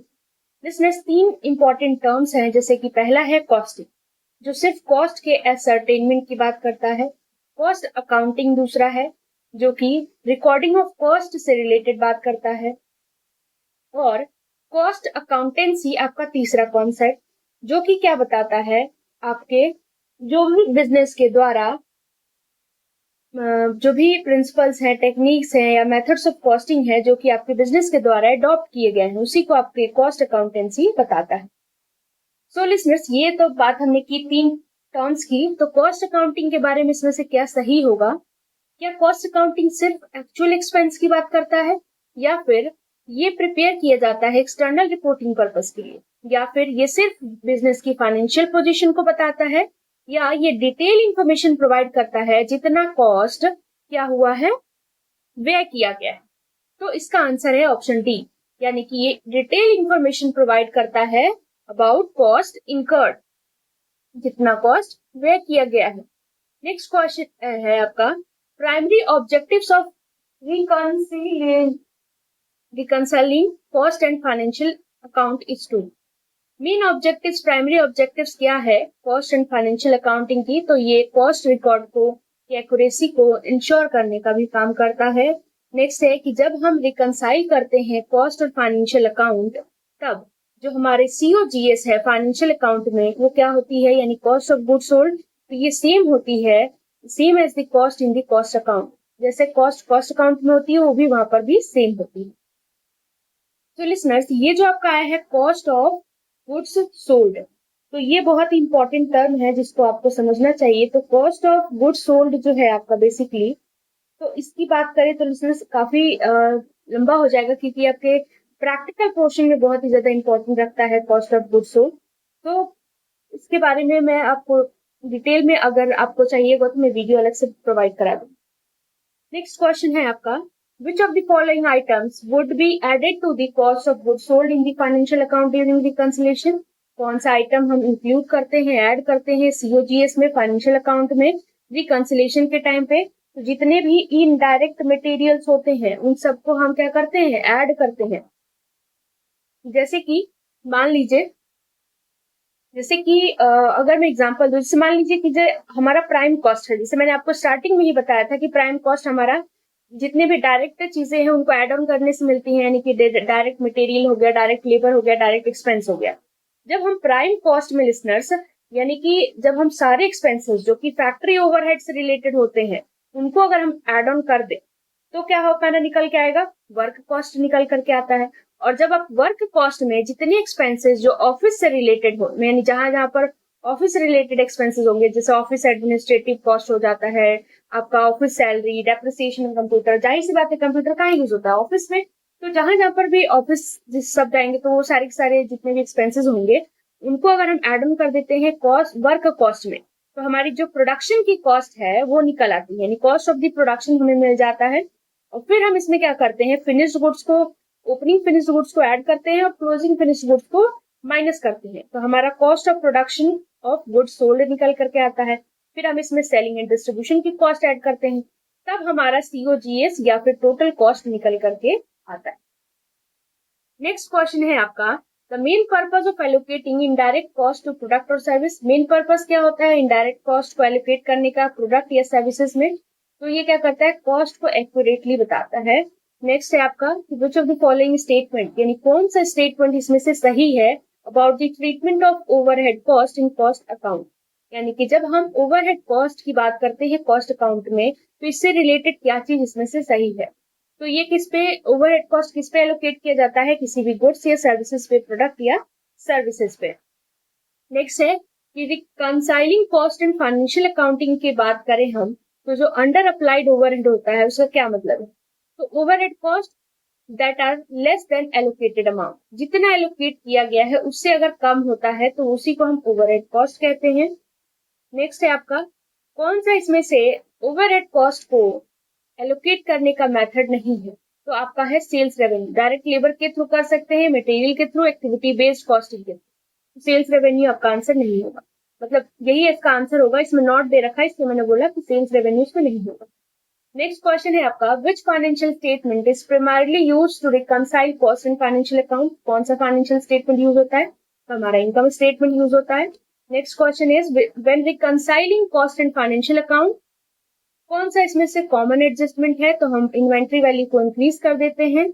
अगर हम कॉस्ट इन फाइनेंशियल अकाउंटिंग को के प्रोसेस को परफॉर्म करते हैं तो कैसे होगा, क्वार्टरली होता है, एनुअली होता है, मंथली होता है, या फिर जब ऑडिटर को जरूरत होती है तो ये मंथली होता है।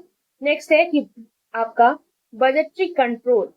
अब बात कर लेते हैं लिसनर्स बजटरी कंट्रोल के बारे में। तो बजटरी कंट्रोल क्या होता है, तो जब हम एक्चुअल रिजल्ट को प्लान्ड ऑब्जेक्टिव्स के साथ क्या करते हैं, कंपेयर करने का प्रयास करते हैं कि एक्चुअल रिजल्ट हमारा क्या आया और पहले से हमने प्लान क्या किया था, तो उसी मेथड को हम बजटरी कंट्रोल कह देते हैं। नेक्स्ट है कि कौन सा इसमें से बजटरी कंट्रोल सिस्टम का विशेषता नहीं है, तो कॉम्प्लेक्सिटी। नेक्स्ट है आपका, the budgetary control process typically begins with, यानी बजटरी कंट्रोल की जो प्रक्रिया है वो कब स्टार्ट होती है, जब हम किसी भी फाइनेंशियल गोल को या उद्देश्य को सेटअप कर लेते हैं। जाहिर सी बात है हम कोई भी काम अपने किसी भी ना किसी ऑब्जेक्टिव्स या गोल्स के थ्रू ही करते हैं, तो जब भी हम सेटिंग कर देते हैं फाइनेंशियल गोल एंड ऑब्जेक्टिव्स को तब ये चीजें स्टार्ट होती है। नेक्स्ट क्वेश्चन है आपका, budgetary control technique that involves estimating revenue expenses based on historical data is called. Budgetary control technique जिसमें रेवेन्यू और एक्सपेंस, आय और व्यय हिस्टोरिकल डेटा के बेस पे इन्वॉल्व होता है तो उसको हम क्या कहेंगे, तो उसको हम इंक्रीमेंटल बजटिंग कहते हैं। नेक्स्ट है कि प्रोसेस जिसमें हम कंपेयर करते हैं एक्चुअल रिजल्ट को बजटेड अमाउंट से, तो उसको हम वेरिएंस एनालिसिस कहेंगे। नेक्स्ट है कौन सा वेरिएंस ये बताता है कि एक्चुअल रेवेन्यू या फिर सेल्स हायर है आपके जो भी बजट है उनसे, तो हमारा फेवरेबल वेरिएंस बताता है। नेक्स्ट है cost variance that occurs due to change in the price of input। यानी कॉस्ट वेरिएंस किसकी वजह से हो रहा है, इनपुट के प्राइस में चेंजेस आने की वजह से हो रहा है, तो इसको हम प्राइस वेरिएंस के नाम से जानेंगे। नेक्स्ट है budgetary control technique that adjust budget periodically to reflect changes in business condition is called rolling budget। Next है जब budgetary control technique requires manager to justify, इसको जब मैनेजर की जरूरत होती है हमारे एक्सपेंस को, बजट से रिलेटेड एक्सपेंस को एनालाइज करने के लिए, तो उसको हम क्या कहेंगे, तो जीरो बेस्ड बजटिंग। लिसनर्स ये जीरो बेस्ड बजटिंग जो है आप पढ़ेंगे तो इसमें है कॉन्सेप्ट, इसका एक कॉन्सेप्ट जो है आपके पब्लिक फाइनेंस जो कि आपने सेकेंड सेमेस्टर में पढ़ा हुआ, जीरो बेस्ड बजटिंग जेडबीबी, ये टेक्निक ऑफ बजटिंग में आता है। तो ये उसमें आपने पढ़ा होगा तो आपको ध्यान होगा कि जीरो बेस्ड बजटिंग क्या होता है। तो इसमें हम जब भी प्रीवियस ईयर की डेटा को नहीं लेते, हम जीरो से सारी चीजें स्टार्ट करते हैं। इसका कॉन्सेप्ट जो था पीटर पायर ने दिया था, अगर आपको याद हो। तो नेक्स्ट बात कर लेते हैं हम अपने नेक्स्ट क्वेश्चन के बारे में। तो flexible budget is most useful for, flexible budget जो होती है तो किसके लिए सबसे ज्यादा यूजफुल होती है, तो ये जब हम कॉस्ट को कंट्रोल करने की बात करते हैं या फिर उसके मूल्यांकन की बात करते हैं, तब इसमें ये बहुत ही ज्यादा यूजफुल है। अब आपको बजटरी कंट्रोल के डिसएडवांटेज के बारे में बताना है। तो ये क्या होता है, ये टाइम कंज्यूमिंग होता है और ये कॉस्टली होता है, यानी कि इसको इम्प्लीमेंट करना में जो क्या होता है कि बहुत ज्यादा समय जाता है, टाइम बहुत ज्यादा कंज्यूम करता है ये, और कॉस्टली भी होता है। नेक्स्ट है आपका कि बजटरी कंट्रोल टेक्निक जिसमें हम बजट को सेट करते हैं, जो किस पर बेस्ड है, एक एजम्पशन या टारगेट पर बेस्ड होता है। यानी कि क्वेश्चन क्या कह रहा है कि कोई भी ऐसी बजटरी कंट्रोल टेक्निक जिसमें क्या होता है हम बजट को सेटअप करते हैं किसके बेसिस पे, उसके एजम्पशन या टारगेट के बेसिस पे, तो हम उसको क्या कहेंगे, उसको हम एक्टिविटी बेस्ड बजटिंग कहते हैं। नेक्स्ट क्वेश्चन है आपका which budgetary control technique allocates resources based on the planned activities and their cost. कौन सा बजटरी कंट्रोल टेक्निक रिसोर्सेज को एलोकेट करता है जो कि उसके प्लान्ड एक्टिविटीज पर बेस्ड होती है या फिर कॉस्ट पर, तो एक्टिविटी बेस्ड बजटिंग ही होती है। मैं डिटेल में नहीं जाऊंगी क्योंकि बहुत ज्यादा लंबा वीडियो हो जाएगा। बजटरी कंट्रोल क्या होता है, सो लिसनर्स अब वन बाय वन आप जैसे कि देख सकते हैं कुछ क्वेश्चंस ऐसे हैं जिसमें मैंने आंसर नहीं दे रखे हैं, तो इसका आंसर मैं डायरेक्टली आपको बता दूंगी। तो अब आप इसका आंसर अगर इतना तो पढ़ ही चुके हैं कि आप इसका आंसर दे पाए, तो आप फिलहाल आप ट्राई करिए कि इसका आंसर क्या होगा। तो listeners what is budgetary control, क्या हो सकता है, करते हैं कि किसी भी ऑर्गेनाइजेशन के बजट को जो क्रिएट करने की प्रक्रिया है उसको बजटरी कंट्रोल कहते हैं, या फिर जब हम एक्चुअल परफॉर्मेंस को जो हमारा बजटेड परफॉर्मेंस है उससे जब हम कंपेयर करते हैं उसको कहते हैं, या फिर जब हम बजट के अंदर किसी भी एक्सपेंस को कंट्रोल करने की जो प्रक्रिया है उसको हम बजटरी कंट्रोल कहेंगे, या फिर जब हम फ्यूचर फाइनेंशियल के रिजल्ट के लिए जब हम फोरकास्ट करने का जो प्रक्रिया होता है तो उसको हम बजटरी कंट्रोल कहेंगे। चलिए मैं ये आंसर बता देती हूँ, इसका आंसर जो है आपका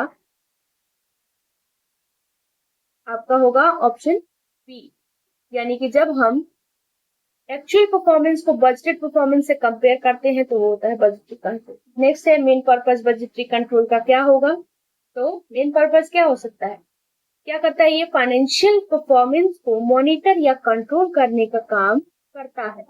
नेक्स्ट है which of the following is not a characteristics of an effective budgetary control system, कौन सा कैरेक्टरिस्टिक्स इसमें से नहीं होगा, तो ये होता है रियल टाइम रिपोर्टिंग। नेक्स्ट है which of the following budget is prepared first in the budget process, कौन सा बजट प्रिपेयर होगा बजटिंग प्रोसेस में सबसे पहले, तो है आपका सेल्स बजट। नेक्स्ट है which of the following variance indicates that actual costs are higher than budgeted cost, कौन सा वेरिएंस बताता है कि एक्चुअल कॉस्ट ज्यादा है बजटेड कॉस्ट से, अनफेवरेबल। नेक्स्ट है पर्पस क्या है वेरिएंस एनालिसिस का, तो ये क्या करता है, आइडेंटिफाई करता है reasons for deviation from the budget.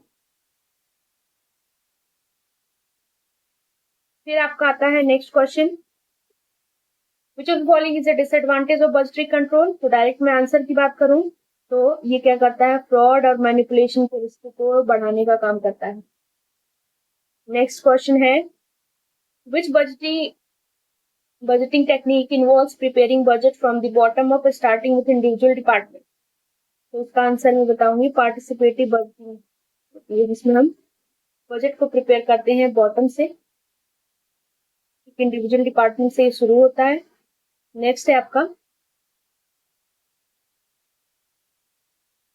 Which of the following statement is true about favourable variance. Favourable variance से रिलेटेड क्या चीज सही है, जब हमारी एक्चुअल परफॉर्मेंस बजटेड परफॉर्मेंस से बेटर होती है तो उसे कहते हैं। नेक्स्ट है हमारा, प्राइमरी बेनिफिट क्या हो सकता है बजटरी कंट्रोल का, ये प्रॉफिटेबिलिटी को बढ़ाती है, प्रॉफिट को इंक्रीज करती है। नेक्स्ट क्वेश्चन है, अब देखिए आपका आंसर सारे दिए हुए हैं इसमें।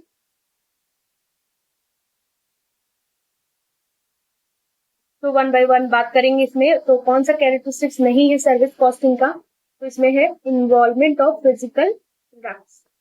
नेक्स्ट है, सर्विस कॉस्टिंग का यूज करते हैं किस सेक्टर में, सर्विस सेक्टर में। नेक्स्ट है कि कौन सा कंपोनेंट, कॉस्ट कंपोनेंट हायर होता है सर्विस बिजनेस से, जब हम मैन्युफैक्चरिंग बिजनेस से इसको कंपेयर करेंगे तो डायरेक्ट लेबर।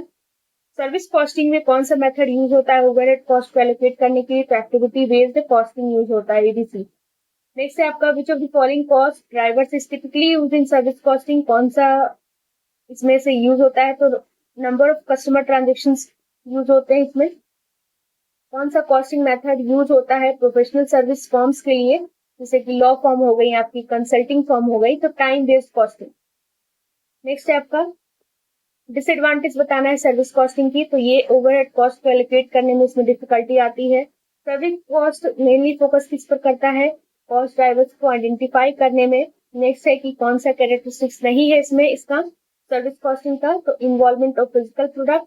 नेक्स्ट है कि सर्विस कॉस्टिंग का यूज करते हैं हम सर्विस सेक्टर में। ये क्वेश्चन रिपीट हो गया मुझे ऐसा लग रहा है, हाँ ये भी क्वेश्चन रिपीट है। तो कुछ क्वेश्चंस आपके रिपीट हो गए हैं।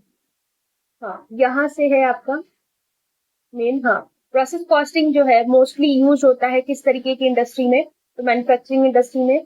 प्रोसेस कॉस्टिंग की कैरेक्टरिस्टिक्स, तो आइडेंटिकल यूनिट्स को कंटिन्यूअस प्रोडक्शन करना। अब कौन सा मेथड यूज होता है, कौन सा कॉस्टिंग मेथड हम यूज करते हैं प्रोसेस कॉस्टिंग में, ताकि हम एक इंडिविजुअल यूनिट्स के कॉस्ट को बता सके, एवरेज कॉस्टिंग को यूज करते हैं। प्रोसेस कॉस्टिंग में कैसे कॉस्ट को टिपिकली एलोकेट किया जाता है डिफरेंट डिफरेंट प्रक्रिया में, तो हम इक्वली डिस्ट्रीब्यूट करते हैं सारे प्रोसेस में। नेक्स्ट है कि कौन सा, विच of the following industry is an example of process costing. कौन सी इंडस्ट्री इसमें से प्रोसेस कॉस्टिंग का एग्जांपल है, तो ऑटोमोबाइल असेंबली। नेक्स्ट है कि प्राइमरी ऑब्जेक्टिव बजटरी कंट्रोल का, तो ये एफिशिएंट रिसोर्स एलोकेशन को इंश्योर करता है। कौन सा कंपोनेंट नहीं है बजटरी कंट्रोल प्रोसेस का, तो बजट नेगोशिएशन करना। नेक्स्ट है कि बजटरी कंट्रोल टेक्निक में इन्वॉल्व होता है creating budget from the ground starting with zero allocation, तो जीरो बेस्ड बजटिंग। ये क्वेश्चन भी आपका रिपीटेड है, इसके बारे में बात कर चुकी हूँ मैं, और ये भी है। तो हाँ, ये आपका यूनिट थर्ड कंप्लीट हुआ इसमें। आई होप आपको ये सारे क्वेश्चंस, जो नंबर ऑफ क्वेश्चंस मैंने कराए हैं, क्लियर हो गए होंगे। अब बात करते हैं यूनिट 4 की, यानी हमारे लास्ट यूनिट की बात करते हैं कॉस्ट अकाउंटिंग की। तो स्टार्ट करते हैं, विच of the following is not a characteristics of marginal costing. Marginal costing कौन से इसमें से विशेषता नहीं है, तो सारे कॉस्ट जो कंसीडर किए जाते हैं प्रोडक्ट कॉस्ट के तौर पर, तो वो सारे के सारे कैरेक्टरिस्टिक्स नहीं होंगे मार्जिनल कॉस्टिंग के। मार्जिनल कॉस्टिंग को हम डायरेक्ट कॉस्टिंग के नाम से जानते हैं, यानी इसका दूसरा नाम। नेक्स्ट है कि मार्जिनल कॉस्टिंग में जो वेरिएबल कॉस्ट होता है उसको पीरियड कॉस्ट के बेसिस पे ट्रीट किया जाता है। नेक्स्ट है, मार्जिनल कॉस्टिंग का यूज हम इंटरनल और एक्सटर्नल रिपोर्टिंग के लिए करते हैं। नेक्स्ट है कि इसमें जो कॉन्ट्रीब्यूशन है उसको कैसे कैलकुलेट करेंगे, तो लिसनर्स अब फॉर्मूले की बात करूंगी। तो कंट्रीब्यूशन को कैसे कैलकुलेट करेंगे, तो जब हम सेल में से वेरिएबल कॉस्ट को माइनस कर देते हैं तो हमारा कंट्रीब्यूशन निकल आता है, यानी कि C is equal to S minus B कर सकते हैं, है ना। तो इसमें जैसे कि आप देख सकते हैं लिसनर्स, कंट्रीब्यूशन पहले होता क्या है, तो कंट्रीब्यूशन जो मेथड है आपका बहुत ही ज्यादा इंपॉर्टेंट मेथड है, यूजफुल मेथड है, जिसमें हम बीईपी को कैलकुलेशन करने में भी हेल्प मिलती है। तो इसके दो बेसिक टूल्स होते हैं बेसिकली कंट्रीब्यूशन मेथड के, पहला है आपका कंट्रीब्यूशन, दूसरा है प्रॉफिट वॉल्यूम रेशियो। तो कंट्रीब्यूशन का जैसे कि मैंने आपको फॉर्मूला बताया कि जब सेल्स में से वेरिएबल कॉस्ट माइनस कर देंगे तो हमारा कंट्रीब्यूशन निकल आता है। अब कंट्रीब्यूशन को बहुत सारे नामों से भी जानते हैं। कौन कौन से नाम है वो? कंट्रीब्यूशन मार्जिन है, ग्रॉस मार्जिन है। तो ये नाम तो याद रखिएगा क्योंकि एग्जाम में आ सकते हैं। इसके कुछ और फॉर्मूले हैं लिसनर्स, जैसे कि कंट्रीब्यूशन में जब हम निकालना होगा तो हम फिक्स कॉस्ट में जब हम प्रॉफिट को एड ऑन कर देंगे, तो हमारी फिक्स कॉस्ट आई है उसमें हम अपने जितने भी प्रॉफिट हुआ उसको ऐड कर देंगे और लॉस जितने हुए माइनस कर देंगे तो हमारा कंट्रीब्यूशन निकल आएगा। नेक्स्ट फॉर्मूला क्या है? नेक्स्ट फॉर्मूले की बात करें तो नेक्स्ट फॉर्मूला आपका जो है कंट्रीब्यूशन का sales into PV ratio. Sales को हम पीवी रेशियो से मल्टीप्लाई करा देंगे तो हमारा कंट्रीब्यूशन निकल आएगा। अब नेक्स्ट क्वेश्चन देखते हैं कि कंट्रीब्यूशन मार्जिन रेशियो, इसका फॉर्मूला क्या है? Contribution upon sales. नेक्स्ट है कि कौन सा ब्रेक इवन पॉइंट से रिलेटेड इसमें सही है? तो contribution is equal to fixed cost. Break even point यानी कंट्रीब्यूशन किसके इक्वल है? हमारे फिक्स कॉस्ट के इक्वल है, तो इसी को हम ब्रेक इवन पॉइंट कहेंगे। अब हम ब्रेक इवन पॉइंट के बारे में डिस्कशन कर लेते हैं कि इसमें कुछ इंपॉर्टेंट चीजें लिसनर्स जो मैं आपको बता दूं ब्रेक इवन पॉइंट से रिलेटेड, जो कि बहुत ही ज्यादा इंपॉर्टेंट है, आपके एग्जाम में पूछे जा सकते हैं। कुछ ये जो कुछ फॉर्मुलेज हैं इनको जरूर ध्यान में रखिएगा क्योंकि फॉर्मूले से भी बहुत सारे क्वेश्चंस आपके बनते हैं एग्जाम्स में जो कि आपको याद होने चाहिए। तो फॉर्मूला देखिए इसमें क्या है कि इसमें आपको याद करना ही पड़ेगा। तो लिसनर्स बीईपी की बात करें, बीईपी जो कैलकुलेट होता है वो अमाउंट के टर्म्स में, यूनिट्स के टर्म्स में कैलकुलेट किया जाता है।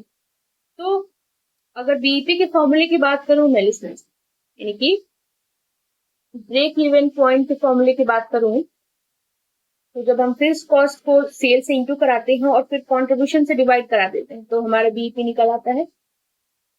नेक्स्ट है आपका क्वेश्चन है margin of safety is calculated as. Margin of safety क्या होता है?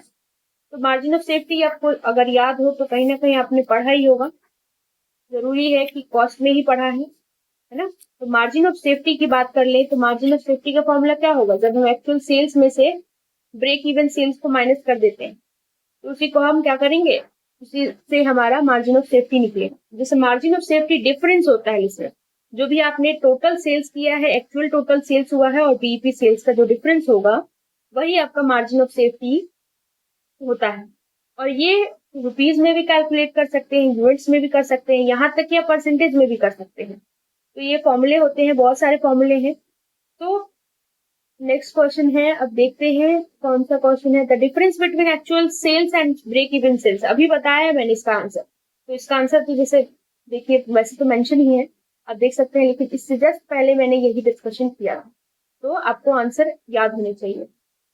सॉरी, क्वेश्चन क्या कह रहा है, यानी कि आपके जो फॉर्मूले हैं वो सारे याद होने चाहिए। नेक्स्ट क्वेश्चन है आपका कि कौन सा लिमिटेशन नहीं है मार्जिनल कॉस्टिंग का। तो लिमिटेशन की बात करें तो ये कभी भी अपॉर्चुनिटी कॉस्ट को कंसीडर नहीं करता है।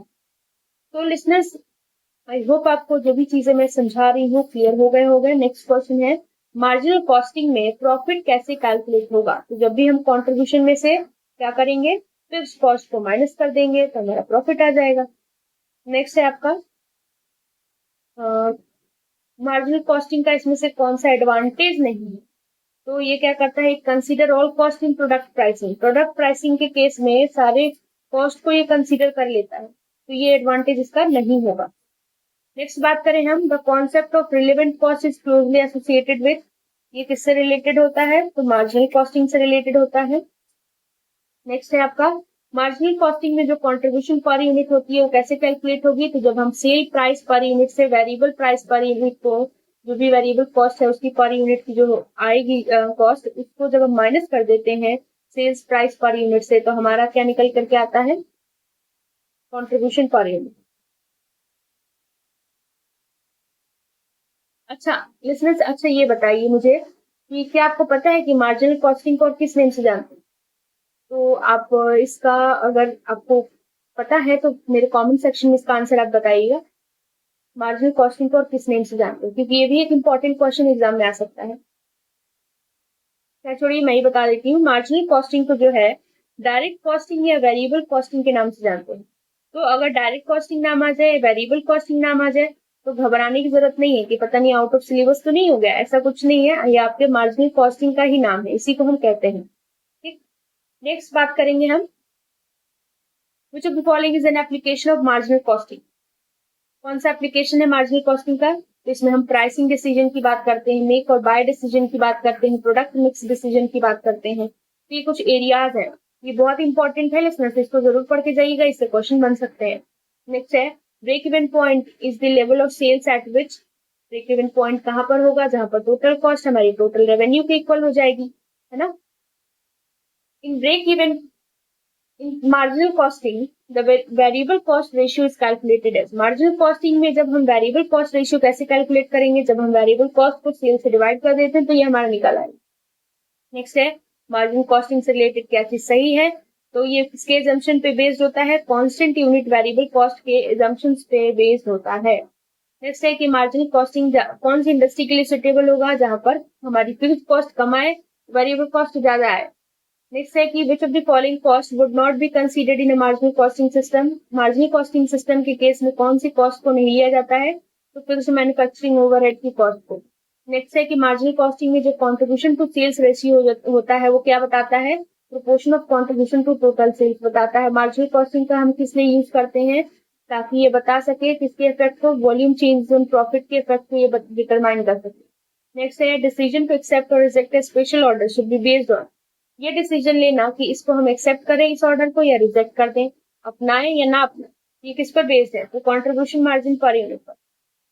नेक्स्ट है आपका, मार्जिनल कॉस्टिंग मोस्ट इफेक्टिव होता है किसके लिए? सिंगल प्रोडक्ट कंपनीज के लिए। स्टैंडर्ड कॉस्टिंग की बात अब आती है कि स्टैंडर्ड कॉस्टिंग क्या होता है। तो लिसनर्स ये भी आपका सिलेबस का ही पार्ट है, तो उसी के बेसिस पे मैंने जितने भी इसमें क्वेश्चन कराए हैं सब के सब आपके सिलेबस का ही पार्ट है। हर एक आपके टॉपिक से रिलेटेड आपको इसमें क्वेश्चन मिलेंगे, तो आप इससे अपनी प्रैक्टिस अच्छी कर सकते हैं। तो स्टैंडर्ड कॉस्टिंग जो होती है, सबसे पहले तो जान लें इसके बारे में। तो स्टैंडर्ड कॉस्टिंग जो वर्ड जो आपका स्टैंडर्ड है, ये स्टैंडर्ड कॉस्टिंग देख सकते हैं बेसिकली दो वर्ड से मिलकर के बना है, स्टैंडर्ड और कॉस्टिंग।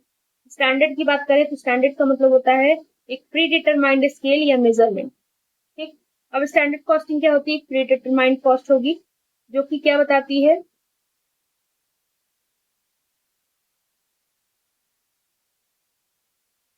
तो लिसनर्स, हाँ, तो मैं स्टैंडर्ड कॉस्टिंग की बात कर रही थी। तो एक प्री डिटरमाइंड कॉस्ट होती है, जैसे जब भी हम किसी बिजनेस की, जब हम सक्सेस के लिए बात करते हैं, जब भी हम बिजनेस की सक्सेस के लिए अगर बात करें तो क्या चीज जरूरत है, इसमें क्या चीज आवश्यक होती है? तो ये इसमें ये चीज क्या आवश्यक होती है कि उसका जो प्रोडक्शन है वो प्री डिटरमाइंड जो लक्ष्य है उसके अनुरूप हो, यानी जैसे हमने डिटरमाइन कर रखा है। तो जो भी प्रोडक्शन होता है वो अगर निर्धारित लक्ष्य के अनुरूप हो रहा है कि नहीं, इसकी जानकारी के लिए हमें बिजनेस के द्वारा एक स्टैंडर्ड की आवश्यकता पड़ती है। और बिजनेस के द्वारा जब हम प्री डिटरमाइंड टारगेट्स को देखते हैं, उनके आधार पर जब हम प्रोडक्शन से रिलेटेड चीजों को तैयार करते हैं, तो इसी को हम, इसी स्टैंडर्ड को स्टैंडर्ड कॉस्टिंग कहा जाता है। आई होप आपको क्लियर हो गया होगा। तो कॉस्ट अकाउंटिंग की ये टेक्निक है, डायरेक्टली इसमें ये चीज दे दी गई है। नेक्स्ट है कि क्या चीज स्टैंडर्ड कॉस्ट से रिलेटेड की ट्रू है यानी सही है, तो डिसीजन मेकिंग प्रोसेस में इसका यूज होता है। नेक्स्ट है, which of the following is not a benefit of using standard costing. कौन सा बेनिफिट नहीं है? तो ये क्या करता है? सारे वेरिएंसेस को हटाने का काम करता है एक्चुअल और स्टैंडर्ड कॉस्ट में से। कौन सा एग्जांपल है डायरेक्ट कॉस्ट का? तो direct labour cost. Standard cost per unit का फॉर्मूला बताना है, तो स्टैंडर्ड क्वांटिटी को स्टैंडर्ड प्राइस से आप इंटू करा दीजिए, आपका स्टैंडर्ड कॉस्ट पर यूनिट का फॉर्मूला आ जाएगा। फेवरेबल वेरिएंस स्टैंडर्ड कॉस्टिंग में क्या होगा? जब आपका एक्चुअल कॉस्ट स्टैंडर्ड कॉस्ट से कम होगी तब आपकी फेवरेबल वेरिएंस आएगी। नेक्स्ट है कि following variances indicate difference between actual and standard direct labour cost. कौन सा वेरिएंस बताता है एक्चुअल और स्टैंडर्ड लेबर कॉस्ट के डिफरेंस के बारे में? तो direct labour efficiency variance.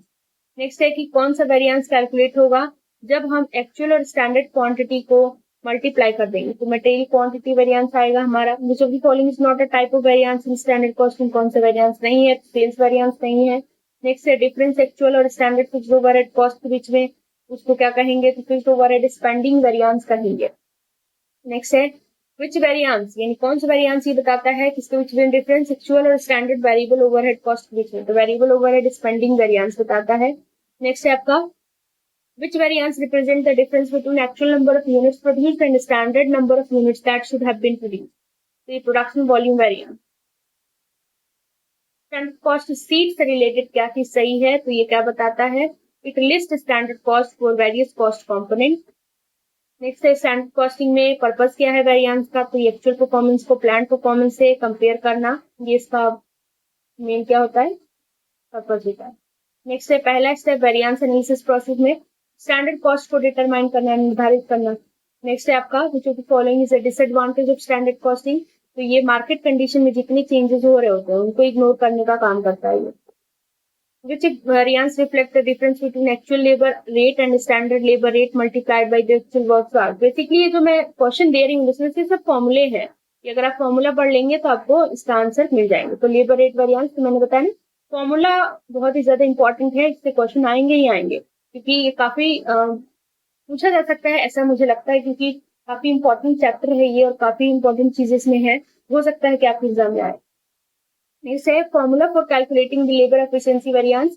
Labour efficiency variance कैसे कैलकुलेट करेंगे, तो जब हमारे स्टैंडर्ड आवर्स को एक्चुअल आवर्स से माइनस करेंगे, यानी स्टैंडर्ड आवर्स में से जब आप एक्चुअल आवर्स में जितने काम किए हैं आपने उतना अगर माइनस कर देते हैं अपॉन स्टैंडर्ड रेट, तो आपका निकल आएगा। निगेटिव बोला है, what does a negative direct material price variance indicate. अगर direct material price variance negative है, ये क्या चीज बताता है, ये बताता है कि जो हमारा एक्चुअल मटेरियल का जो प्राइस है वो स्टैंडर्ड मटेरियल के प्राइस से कम है।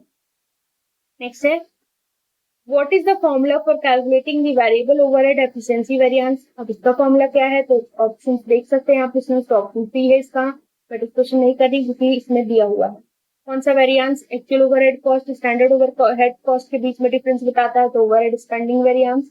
नेक्स्ट क्वेश्चन है formula fixed overhead efficiency variance का, तो जब हम स्टैंडर्ड आवर्स में एक्चुअल आवर्स माइनस करेंगे अपॉन स्टैंडर्ड। नेक्स्ट है आपका स्टैंडर्ड कॉस्टिंग सिस्टम से रिलेटेड क्या चीज सही है, तो ये दे रिक्वायर फ्रीक्वेंट एडजस्टमेंट, तो स्टैंडर्ड कॉस्टिंग इसमें फ्रीक्वेंट एडजस्टमेंट करना पड़ता है। नेक्स्ट है पर्पस क्या है वेरिएंस को कैलकुलेट करने का स्टैंडर्ड कॉस्टिंग में, तो पर्पस क्या है, कंपेयर करना। नेक्स्ट है कौन सा वेरिएंस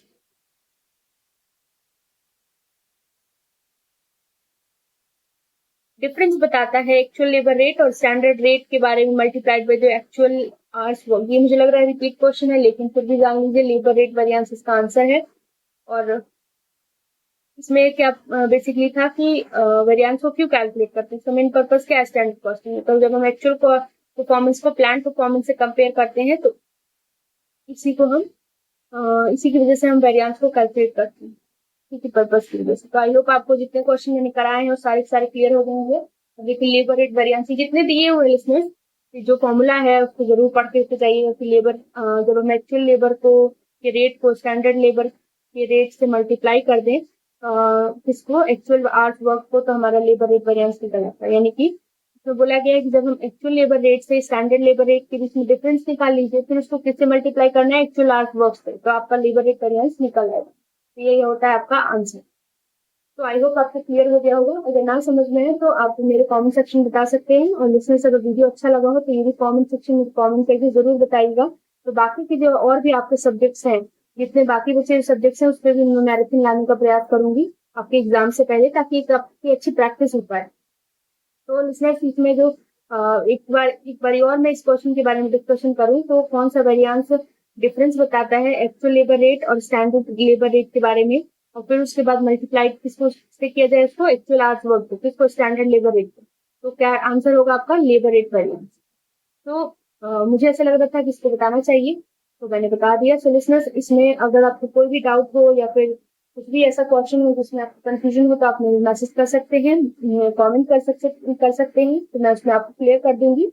और बाकी अगर आपको वीडियो अच्छा लगा हो तो लाइक शेयर एंड सब्सक्राइब जरूर करिएगा, अपने दोस्तों के साथ शेयर करिएगा, इंस्टाग्राम चैनल पर जरूर ज्वाइन हो ताकि आपको सारी information related to your study आपको मिल सके। और अगर आपको और भी ऐसी मैराथन चाहिए तो कमेंट सेक्शन में जरूर बताइएगा, ताकि मैं आपको जल्द से जल्द और भी दूसरे सब्जेक्ट के मैराथन लाने का प्रयास करूंगी लिसनर्स, ताकि आपके एग्जाम से पहले पहले मैं काफी सारी आपको प्रैक्टिस करा दूं। तो thank you so much. I hope आपको सारी चीजें समझ में आ गई।